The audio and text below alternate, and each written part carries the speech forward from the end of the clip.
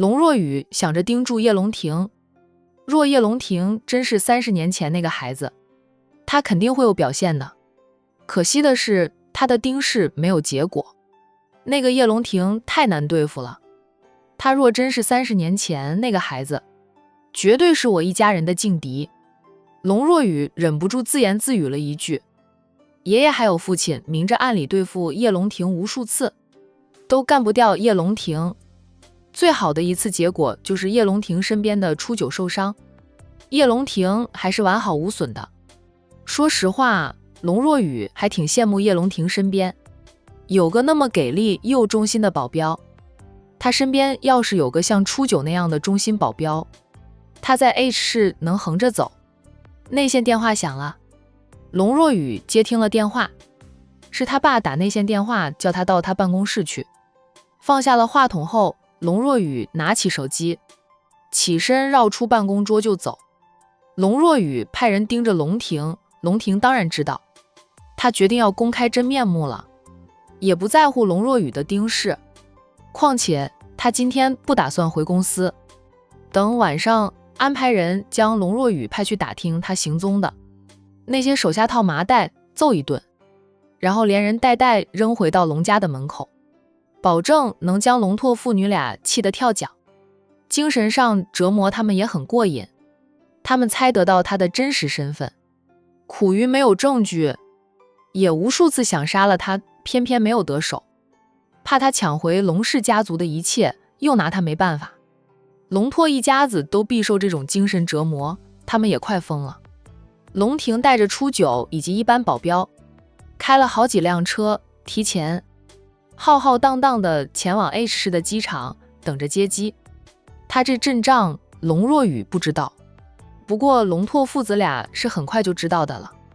怎么说，龙拓父子俩是土生土长的 H 市人，在这里深耕了几十年，虽说未能成为龙氏家族真正的家主，好歹当了30年的代理家主呀，那点消息还是灵通的。龙拓收到这个消息后，马上安排人暗中盯着，想看看龙庭去机场接谁的机。没听说龙腾集团要接待什么大客户呀？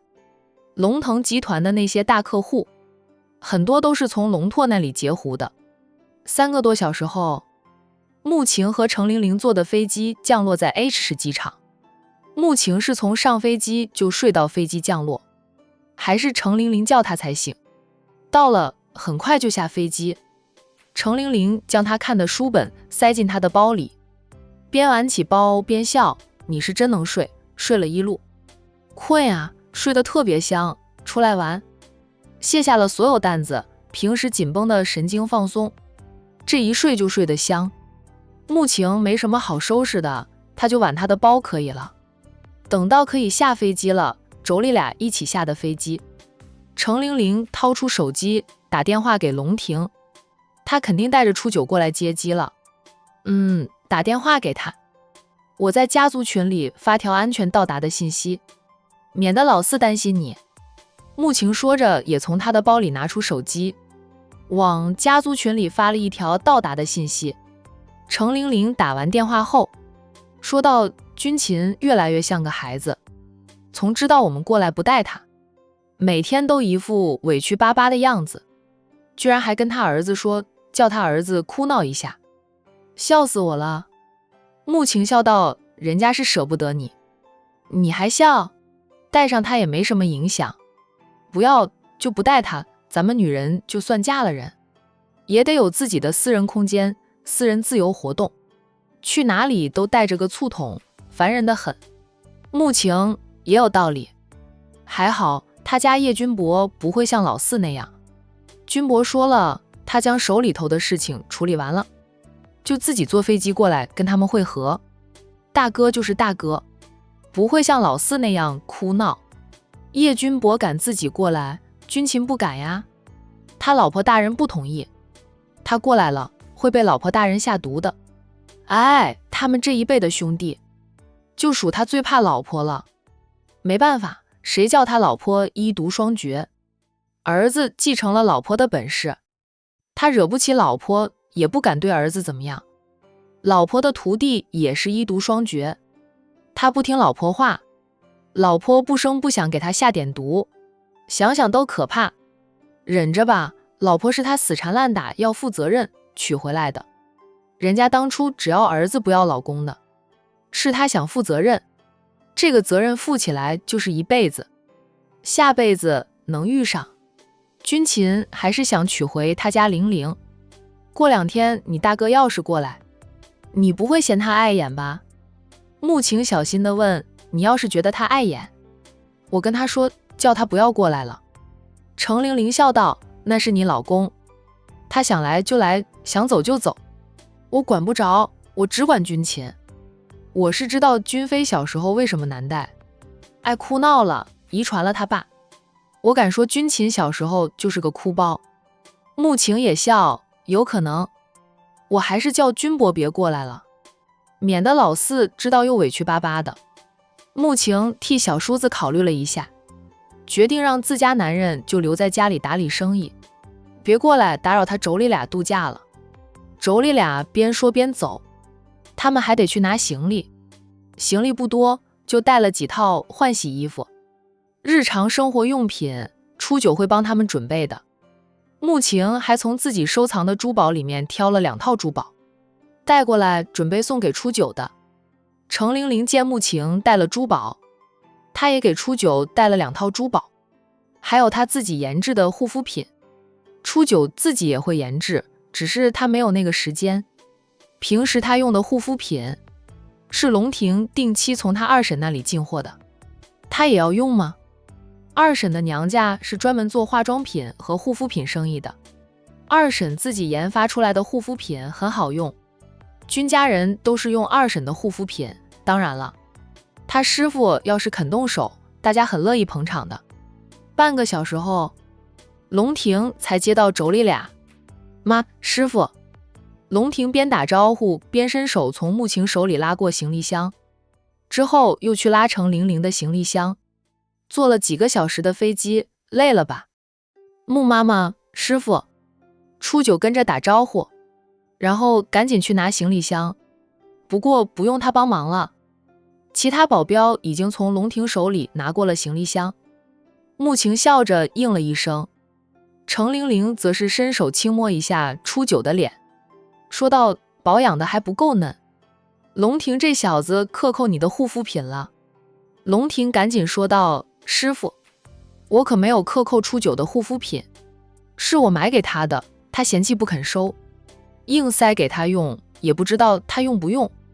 初九也解释，师傅，少爷没有克扣过我的任何用度，我自己有收入，少爷每个月给我开的工资足够多了，我自己可以买护肤品，况且我也不需要买，闲时我自己能调制护肤的，二婶又隔3差5给我寄一些过来，他根本不缺，就不用少爷破费，少爷硬塞给他的他都不用，少爷看在眼里，以后就不会再送，那样就不会浪费少爷的钱。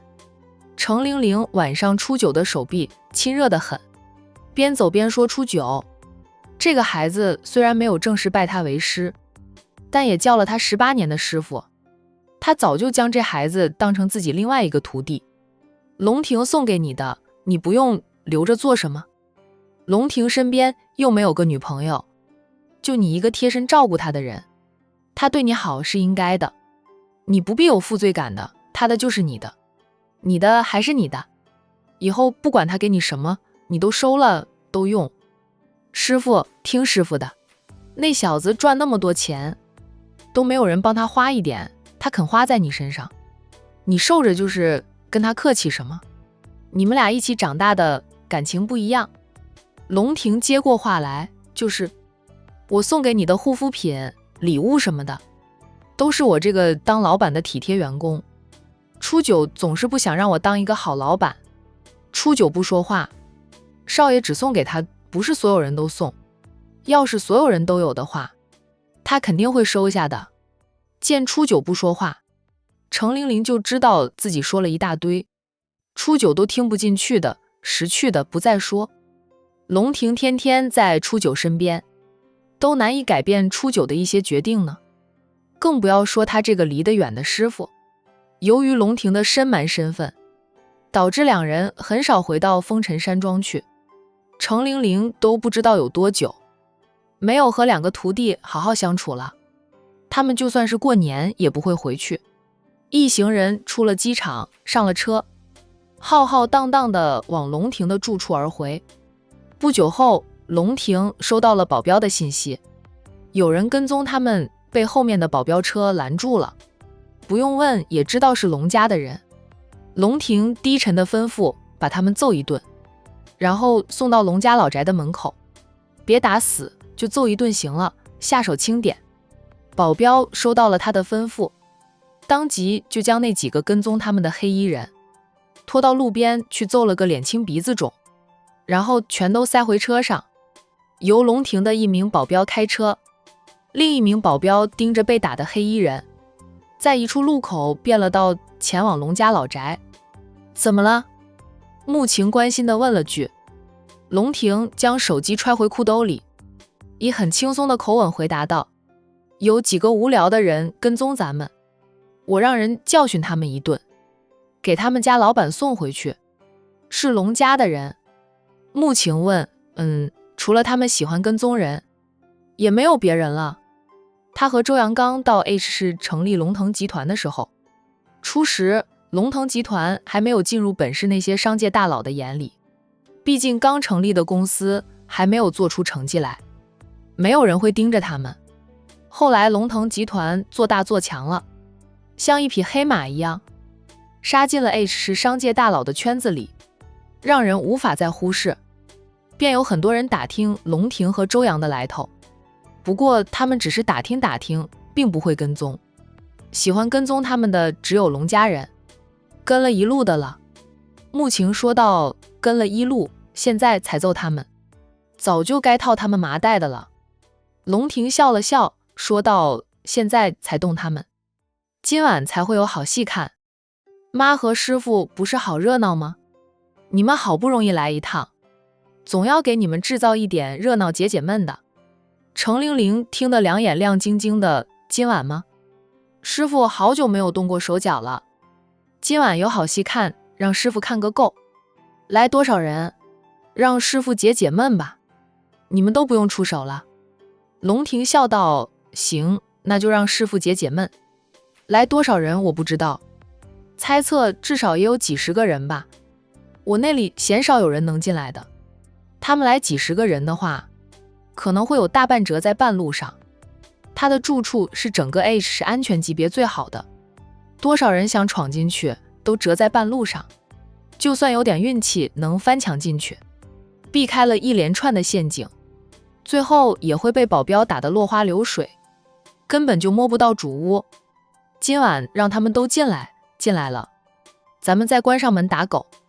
师傅想玩，那今晚就陪他们好好玩一回，就先关了陷阱，让龙家的杀手顺利地摸进他的庄园里，然后再关门打狗，想想就过瘾。不愧是他的师傅，解闷的方法值得他学习。穆晴接过话来，我只能看着了，无法参与其中。虽然他打架很厉害，但面对真正的练家子，他没那个本事，又不会使毒，为了不拖后腿，他就只能看看。程玲玲很好心的道，等我将他们放倒在地上，你再出手，想打想踢想扒他们的皮，随便你。龙庭，你有羊粉吗？准备几大包的羊粉，放倒他们了，往他们身上撒些羊粉，养死他们。羊粉不会要他们的命，但能养得他们拼命抓损皮肤，比杀了他们还要让他们难受呢。再加点软骨散吧，让他们又痒又没有力气抓，那种滋味肯定与众不同。初九看了自家少爷一眼，不说话。整治人的本事，少爷是跟师傅学的。穆晴朝师徒俩竖起个大拇指，在心里庆幸他不是这对师徒的敌人，否则怎么死的都不知道。知道怎么死的，被整死的。这边龙庭接上了养母和师傅，浩浩荡荡的回家。那边的龙老先生收到了几张相片，是龙拓派去跟踪龙庭的人拍到，发给龙老头子看的。龙老头一看那几张相片，脸色就变了。他老婆瞧见了，问道：谁给你发了什么？什么东西这么可怕，居然能让你当场变脸？他这个老公心狠手辣，年轻那会虽说没有真正成为家主，但他当代理家主时，也让所有人不敢造次，比儿子要有威严多了。向来只有他让别人变脸，还鲜少有人能让他变脸的。